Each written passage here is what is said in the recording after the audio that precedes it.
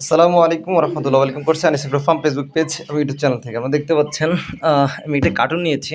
তো মূলত যেই জন্য ভিডিওটা করা সেটা হচ্ছে আমি আমার খরচগুলোকে আজকে আর সেল করে দেব। মূলত সেল করে দিচ্ছি এই জন্যে আমাদের দিকে বর্ষা, খুব ঘন ঘন বৃষ্টি হচ্ছে, আপনারা আসলে জানেন। এই কিছুক্ষণ আগেও বৃষ্টি হয়েছিল, ঠিক আছে। তো বর্ষা মানে মাঠে ঘাটের মধ্যে পুরো পানি তুলে গেছে, মানে উঠে গেছে আর কি। আপনাদেরকে বিষয়টা দেখাই, এই দেখেন আমি যেখান থেকে ঘাস সংগ্রহ করতাম এখানে প্রচুর পরিমাণে পানি উঠে গেছে। দেখেন আজকে সকালে বৃষ্টি হয়েছে, এই দেখেন প্রচুর, দেখেন মাঠে ঘাটের মধ্যে পুরা পানি। তো যার কারণে ঘাস সংগ্রহ করা হচ্ছে না, ছাগলগুলোকেও খুব খারাপ অবস্থায়, শুধু ডাল টাল ভেঙে বা ভুসি বা অন্য পদ্ধতিতে খাবার সংগ্রহ করে খাওয়াচ্ছে আর কি। তো খরগোশগুলোর জন্য ঘাস সংগ্রহ করা হচ্ছে না। আর খরগোশ তো আপনারা জানেন যে খরগোশ ঘাস সব থেকে বেশি পছন্দ করে। আর ভুসি ভুসি খায় ঠিক আছে, বাট অন্যান্য খাবার খায় কিন্তু ঘাসটা একটু বেশি খায়। এই যে আপনারা দেখতে পাচ্ছেন খরগোশের প্রিয় খাবার হলো ঘাস। আরে আল্লাহ, ভিতর ঢুকে গেছে একদম। তো ওদেরকে ভুসি খাওয়াচ্ছি আপাতত, প্লাস মাঝে মাঝে ঘাস দিচ্ছি, কিন্তু ঘাসে ওদের হচ্ছিল না। আয় আয় আয় আয়। আচ্ছা, এটা খুলে রাখি, মূলত এদেরকে খুলতে হবে। তো যাই হোক, যেটা বিষয় আর কি, যেগুলা বেঁধে রাখছিলাম, কারণ তো মূলত এদেরকে সেল করে দেবো, কারণ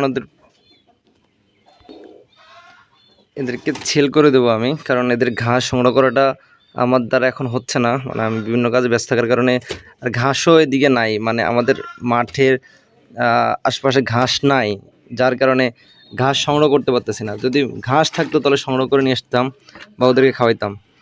তো দেখি এদেরকে ধরতে পারবো কেন, ওরা তো ভিতর ঢুকে আছে। কোনো রকম লাগিয়ে রাখছিলাম, মনে করছি দরজা দেবো, বাট দরজাটা সময়ের অভাবে দরজাও দেওয়া হচ্ছিল না। এই দেখেন ঘাস কি অবস্থা করছে, যে ঘাসগুলো দিচ্ছি ওগুলো ওদের হচ্ছিল না। আয় আয় আয় আয়। তো একটু ওয়েট করি, আমাকে যার সাথে কথাবার্তা হয়েছিল সে আমার স্টুডেন্ট, সেও শখ করে নেবে। বাট আমি আগে বলেছিলাম বিভিন্ন ব্যস্ততার কারণে ঘাস সংগ্রহ করা হচ্ছিল না। তো ওকে বলেছিলাম, ও বলছে যে সমস্যা নেই স্যার, আমি ঘাস সংগ্রহ করতে পারবো। তো আজকে সেল করে দিচ্ছি আর কি। আয় আয় আয়। দেখি কি অবস্থা, ভিতরে যে ঘুমাচ্ছে মনে হয়, রেস্ট করতেছে। আচ্ছা, আমি একটু অপেক্ষা করে দিই কখন বের হয়।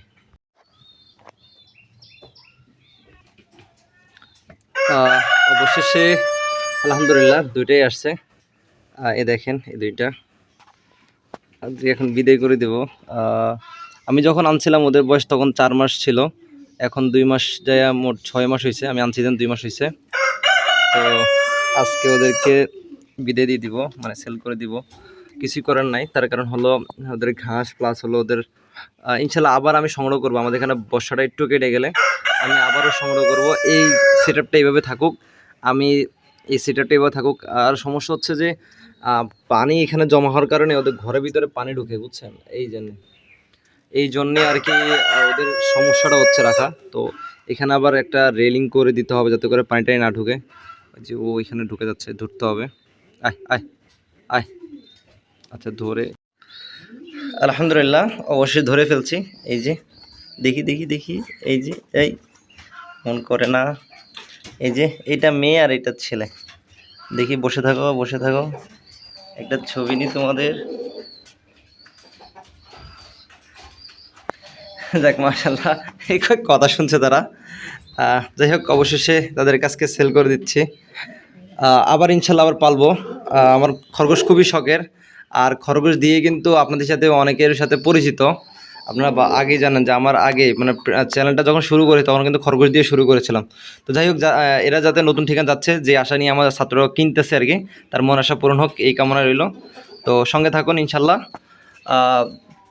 চ্যানেলের সঙ্গে থাকুন, ইনশাল্লাহ আপডেট দিব অবশ্যই। তো ভালো থাকুন, আসসালামু আলাইকুম রহমতুল্লাহি ওয়া বারাকাতুহু।